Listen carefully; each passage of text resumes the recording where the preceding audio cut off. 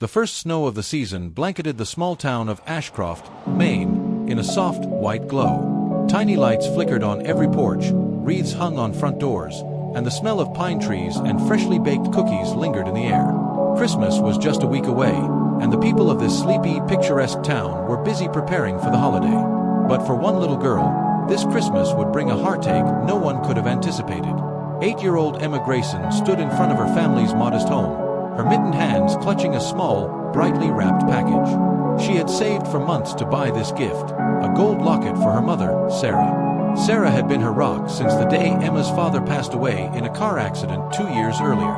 Every cent Emma earned from doing chores for neighbors and selling lemonade over the summer had gone toward buying that locket. Emma adored her mother and knew how much she'd sacrificed to make their lives as normal as possible after her dad's death. The locket was more than a Christmas present. It was a symbol of their bond, a tiny treasure filled with hope and love. Standing beside Emma was her best friend, a scrappy, golden-furred Labrador named Max. Max had been in Emma's life since she was a baby.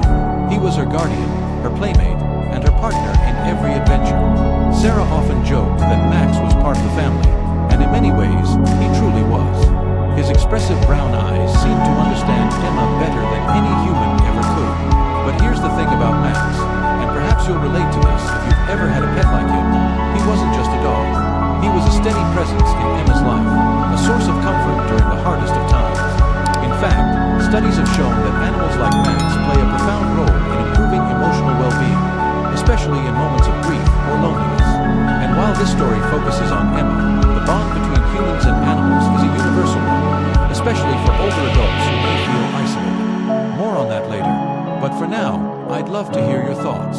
Have you ever had an animal like Max who seemed to know exactly what you needed? If so, pause the video and share your story in the comments below. I'd love to hear how your furry friend made a difference in your life. On this particular afternoon, Emma and Max were walking back from the small general store where she had wrapped her precious gift. The streets were lined with frosted trees and lit lampposts. People bustled by with bags of holiday shopping, and the air hummed with the sound of carolers. Emma felt a rare moment of pure happiness, something she hadn't experienced much since her father's passing. But as they turned onto Main Street, the joyous atmosphere of the season was shattered. A tall man, wearing a tattered coat and a beanie that shadowed his face, stepped out of an alley. He moved swiftly, his eyes locking on Emma. Before she could react, he snatched the gift from her small hands and bolted down the street. "Hey, stop!" Emma screamed, her voice breaking with panic. Tears filled her eyes as she instinctively tried to chase him, but her tiny legs were no match for the man's long strides. The thief disappeared around a corner, and Emma collapsed to her knees in the snow, sobbing uncontrollably. Max, who had been momentarily stunned by the sudden commotion, barked fiercely and darted after the man. His powerful legs propelled him through the snow, his tail stiff with determination. Emma watched him go, her heart pounding in her chest. "Max, come back," she called, but Max didn't stop.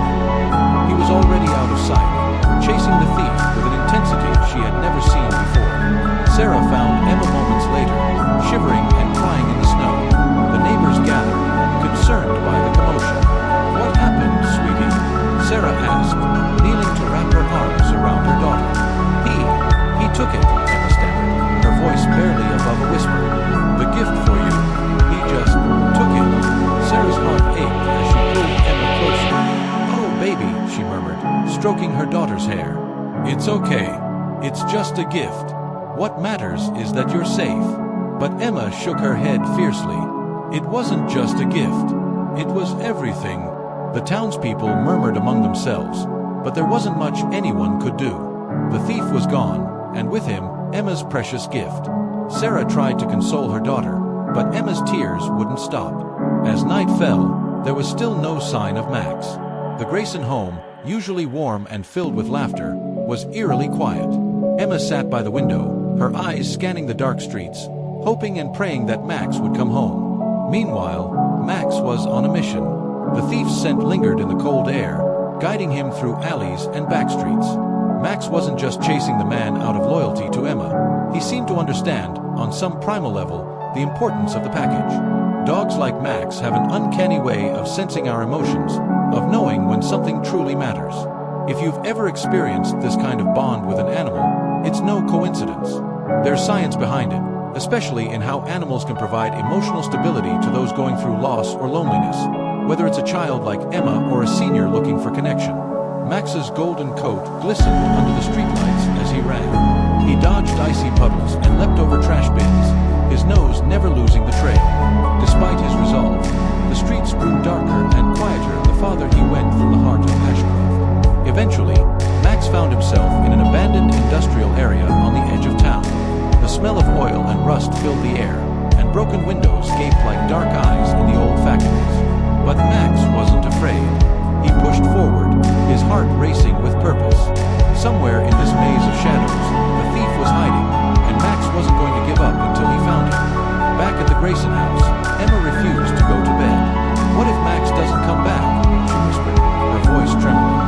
"He will," Sarah reassured her, though doubt gnawed at her. Max had never been gone this long before. As the clock ticked past midnight, Sarah finally carried her exhausted daughter to bed, but Emma's tear-streaked face haunted her.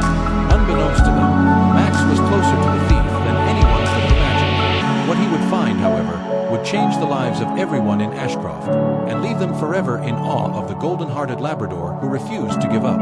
Before moving on, think about how animals have played a role in your life or someone you know. Maybe it's a dog, a cat, or even a bird. How have they provided comfort or companionship? Pause the video and let us know in the comments. And if you're curious to dive deeper into this incredible bond, stay tuned. Later, I'll share more about an amazing resource called How Animals Transform Human Mental Health in the Third Age. But first, let's see what happens to Max and Emma. The bitter wind howled through the abandoned industrial district as Max weaved his way through the labyrinth of rusted fences and dilapidated warehouses. His golden fur shimmered faintly in the moonlight, his nose close to the frozen ground, tracking the thief's scent. Each puff of his breath billowed like a small cloud in the frigid air, but he didn't stop, didn't hesitate. He had to find that man. He had to bring the gift back to Emma. Max wasn't just on a mission. He was doing what dogs like him do best, sensing what humans can't always express. If you've ever wondered why dogs seem so in tune with our emotions, science has shown that their ability to read our body language, tone, and even hormones like cortisol is nothing short of extraordinary. It's one of the many reasons animals, especially dogs, are often used as therapy companions for those in need of emotional support, including older adults who may feel isolated. Imagine having a Max in your own life or in the life of someone you love, a loyal friend to help navigate tough times. It's no wonder so many people find healing in their bond with animals. Back at the Grayson house, the hours stretched painfully. Emma refused to go to bed, sitting instead by the frosted window with her chin resting on her knees. "What if Max doesn't come back?" she whispered, her small voice trembling with worry. "He will," Sarah reassured her, though doubt gnawed at her heart. She'd never seen Max run off like this before. The house felt so much emptier without him. Max wasn't just a pet. He was the one constant in their lives after her husband passed away, a source of strength for both her and Emma. But tonight, that strength was far away, lost in the darkness of the town's edges. Meanwhile, in the shadows of the industrial district, the thief had slowed his pace. The man, whose name was Cole, crouched behind a rusted dumpster, clutching the small, brightly wrapped package he had stolen from Emma. His hands trembled, but not from the cold. The guilt weighed heavily on him. Cole wasn't a hardened criminal. Just a year ago, he'd been a different man entirely. He had a family, a wife, a little boy named Teddy, and a steady job as a mechanic. But when Teddy fell ill with leukemia, everything changed. The medical bills piled up, his marriage crumbled under the stress, and eventually, Cole found himself living on the streets, drowning in shame and despair. When he saw Emma earlier that day, her small frame bundled up in her coat and her innocent smile as she carried the gift, something inside him snapped. He didn't mean to scare her. He didn't even know why he did it. Maybe it was the hunger gnawing at his stomach, or maybe it was the anger he felt at the world for taking everything from him. Either way, the moment his hand grabbed the package, he regretted it. But by then, it was too late. Cole opened the package now, his fingers fumbling with the ribbon. When he saw the delicate gold locket inside, his heart sank. It wasn't money or something he could sell.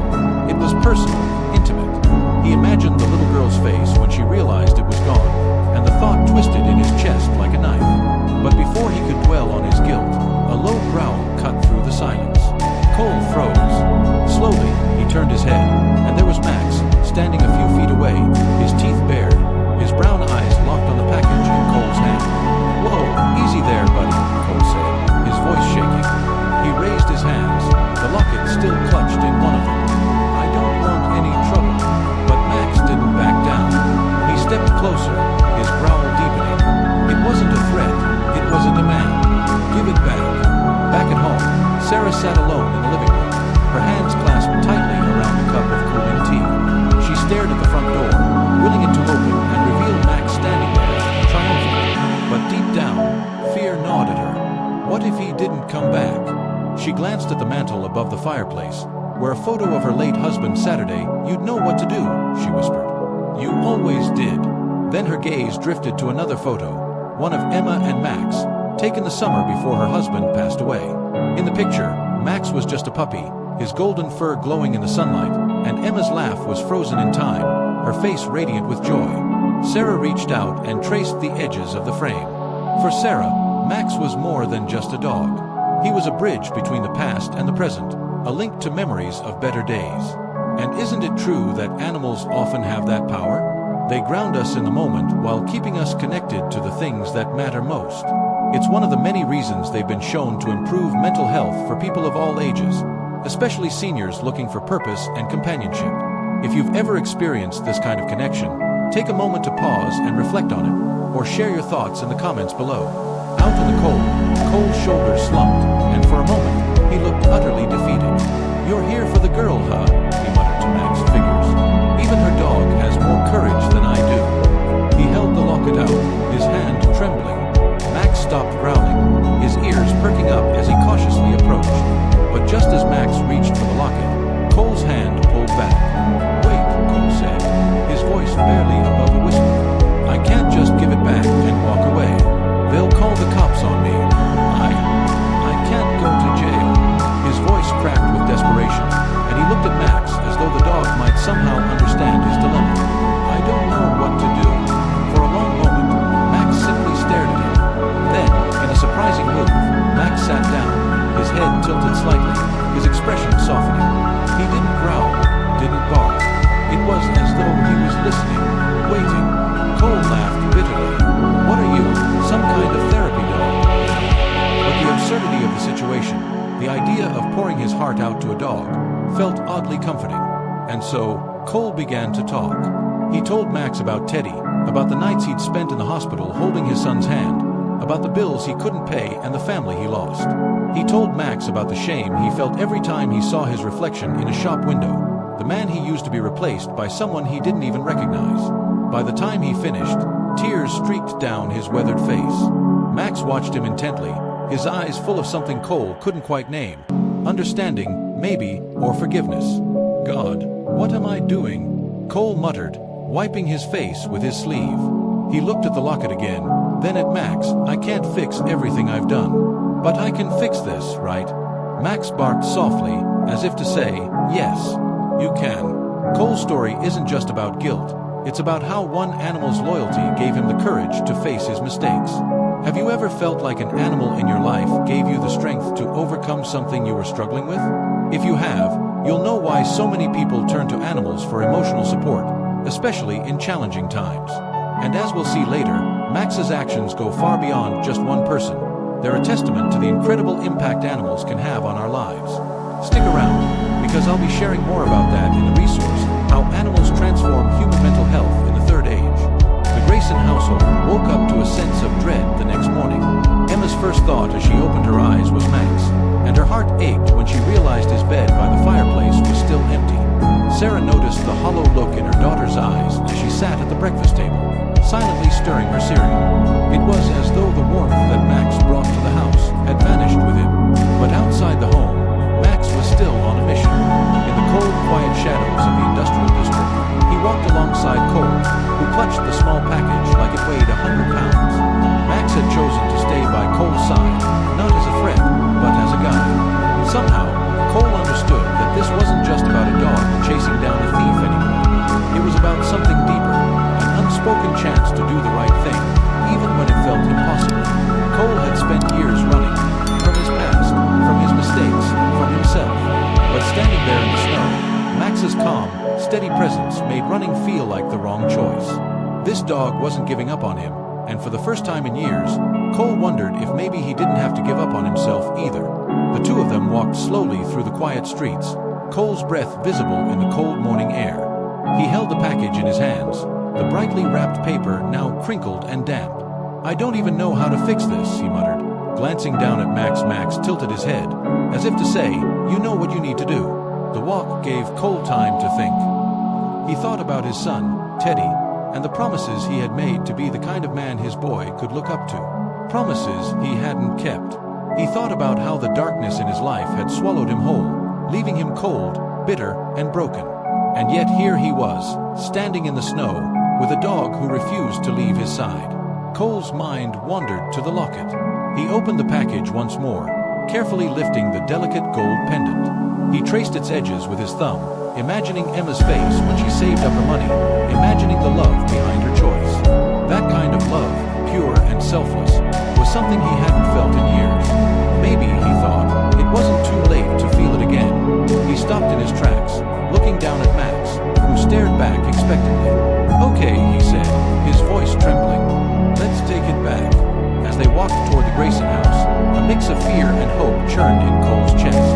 He had no idea how they would react. But this time, he wasn't running.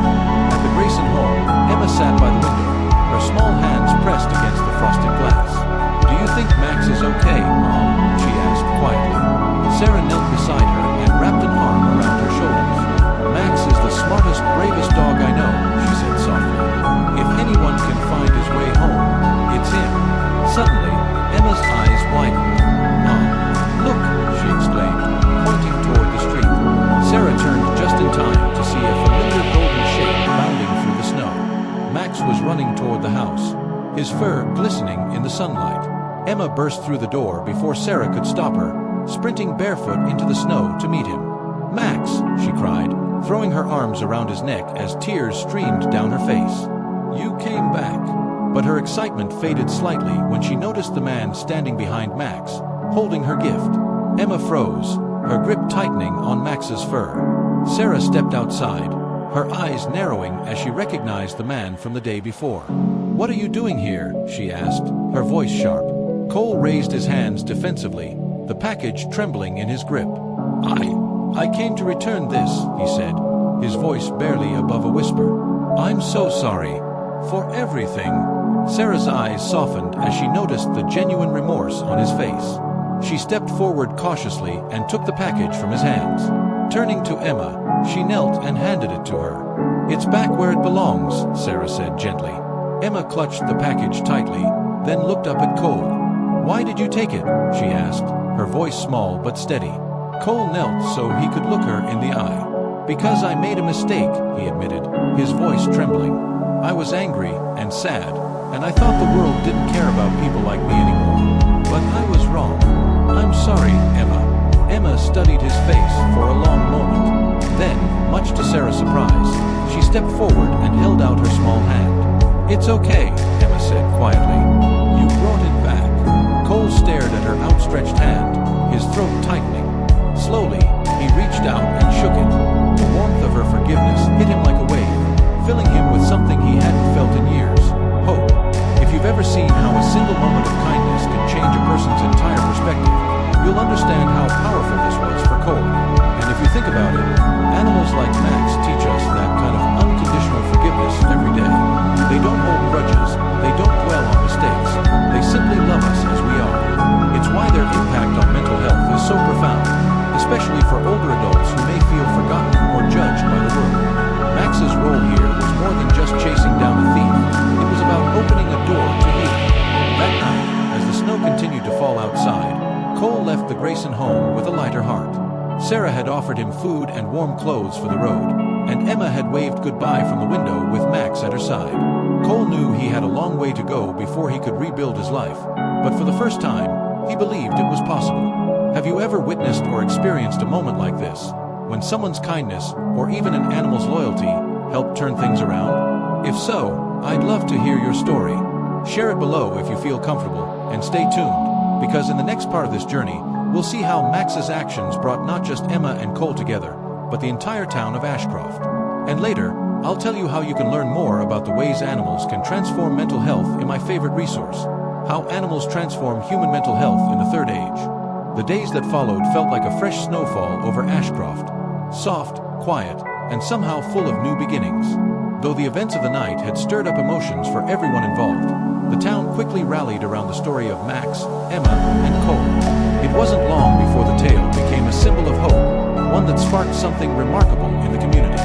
Max was hailed as a hero. Neighbors stopped by the Grayson house with treats for the brave Labrador. Children from Emma's school begged to hear the story again, and even strangers smiled and waved at the sight of him trotting alongside Emma on their daily walks. But Max didn't seem particularly interested in his newfound fame. His devotion remained solely on Emma. For him, the mission had never been about recognition. It had always been about love. For Emma, Max's return felt like her world had been restored. With him by her side, she no longer felt the lingering fear that had gripped her after the theft. She clung tightly to the locket, a symbol not just of her father, but of the strength and love that Max had brought back to her. "He's not just a dog, Mom," she said one evening as she stroked his golden fur. "He's my best friend." And for Cole, the days since his visit to the Graysons had been transformative. Sheriff Willis had approached him soon after to offer a lifeline, a place in the local shelter and temporary work doing odd jobs around town. "We've all made mistakes, Cole," the sheriff said as he handed him a shovel to help clear the snowy streets. "What matters is how you move forward. And from what I hear, you've got one heck of a dog who believes in you." Cole had chuckled at that, thinking back to Max's unwavering determination to lead him out of the shadows. In a way, that dog had given him more than a second chance. He'd given him a reason to try. Cole's days were now spent working in the cold, repairing fences, clearing sidewalks, and fixing things that had long been neglected. To his surprise, the people of Ashcroft didn't treat him like an outcast. Many of them stopped to thank him, offering warm smiles or cups of coffee. Some even told him how Max's story had inspired them to reach out to others in their own lives. One elderly woman, Mrs. Harper, had stopped him on Main Street one afternoon. She clutched his arm gently and said, "That dog of theirs, he's special.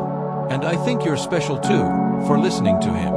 You know," she added, her voice softening, "I've been reading about how animals help people find purpose again. It's amazing, isn't it? What they do for us without asking for anything in return." Cole nodded, deeply moved by her words.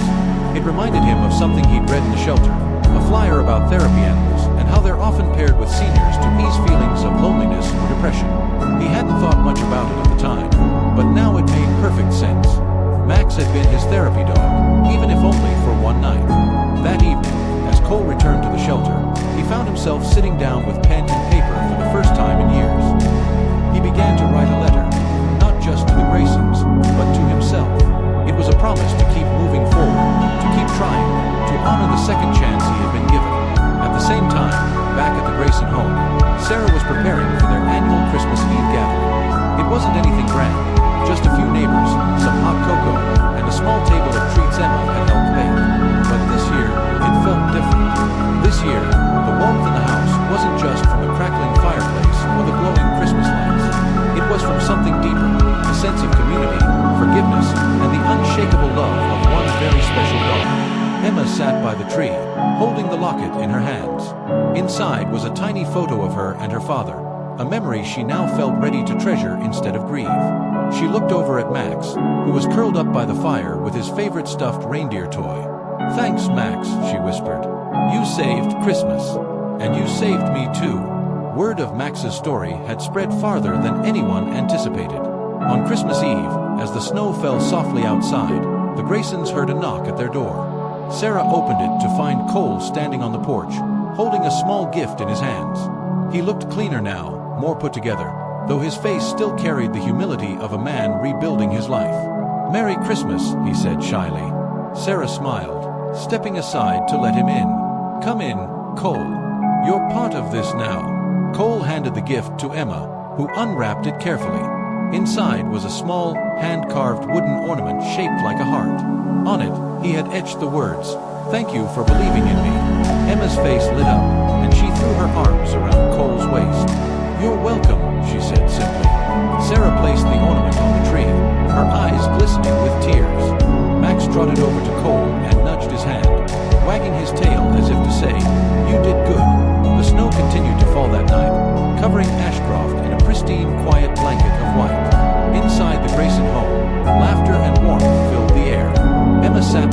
chair with Max at her side, Cole in one chair, and her mother in another. For the first time in a long time, the house felt truly whole, not because it was filled with people, but because it was filled with love, forgiveness, and the kind of hope that can only come from second chances. Max's role had been more than just returning a stolen gift. He had brought healing to a fractured man, hope to a little girl, and a reminder to the entire town that love and loyalty can transform even the darkest of nights.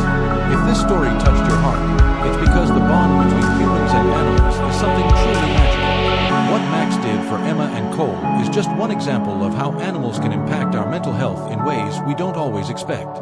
If you'd like to explore how this works, especially for older adults who may feel isolated or alone, I highly recommend you check out the resource, How Animals Transform Human Mental Health in the Third Age. It's full of insights about how animals like Max can bring joy, purpose, and healing into our lives. Don't miss the chance to discover how this bond can transform not just others, but perhaps your own life as well. Christmas morning arrived quietly in Ashcroft, the town wrapped in a soft blanket of snow that glistened under the golden light of the sunrise. At the Grayson house, the warmth of the fireplace matched the warmth in their hearts. Emma sat by the Christmas tree, holding Max close as she unwrapped a small gift from her mother. Inside was a photo of Emma and Max, framed in a delicate silver border. She hugged the frame tightly, then kissed Max on the head. "You're the best gift I've ever had, Max," she whispered. The dog wagged his tail, his eyes soft and full of love. For Max, there were no ribbons or paper needed to make this Christmas complete.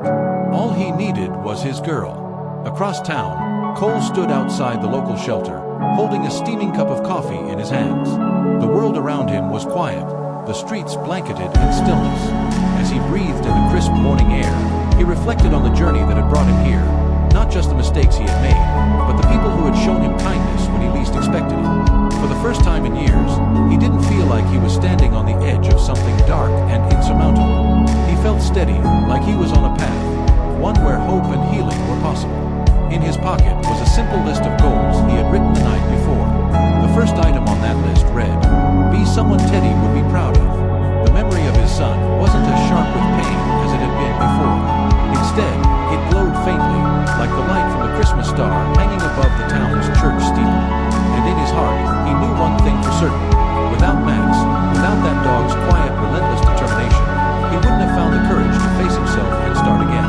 Later that day, Cole joined the Graysons for Christmas dinner. It was a modest meal, but to Emma, it was perfect. Max lay beside her chair, gnawing happily on a bone that Sarah had wrapped for him as a gift. Laughter filled the room, and for the first time in years, there was no trace of sadness in the air. Emma sat close to Cole, eagerly showing him the locket she had worked so hard to buy for her mother.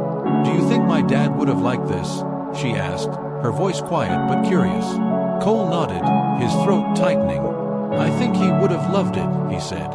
"And I think he'd be really proud of you." Emma smiled, the kind of smile that lit up the whole room. "I think Max helped me too," she added, scratching the dog behind his ears. "He made everything better." Max wagged his tail, content as ever. As the evening wound down, the Graysons and Cole sat by the fire, the glow of the flames casting soft light across the room. Sarah sipped her tea, her heart full as she watched Emma laugh and play with Max. Cole leaned back in his chair, a quiet smile on his face as he held the wooden ornament he had carved for the family. The snow continued to fall outside, blanketing Ashcroft in silence and peace. And though the Grayson house was small and humble, it felt grand that night, filled with something far more precious than material gifts. Forgiveness, second chances, and the love of a dog who had brought them all together. If this story warmed your heart, it's because it's a testament to something truly universal, the profound impact animals have on our lives. Max didn't just help Emma or Cole. He reminded all of us that loyalty, love, and forgiveness can be found in even the smallest acts of kindness. And while this story focused on Max's role in helping Emma and Cole, animals like Max are helping people everywhere, every single day. If this idea resonates with you, and you want to explore how animals can transform mental health, especially for older adults who might be experiencing loneliness or loss of purpose, then I'd love to invite you to take a look at How Animals Transform Human Mental Health in the Third Age. This resource dives deep into the science and stories of how animals improve emotional well-being, bring joy, and even help us reconnect with the world around us. Whether you're looking to help someone you love or find that connection for yourself, this guide could be the key to discovering how animals can create a positive ripple effect in your life. Click below to learn more about how animals transform human mental health in the third age. Because, as Max showed us, sometimes the greatest transformations come from the smallest, furriest friends.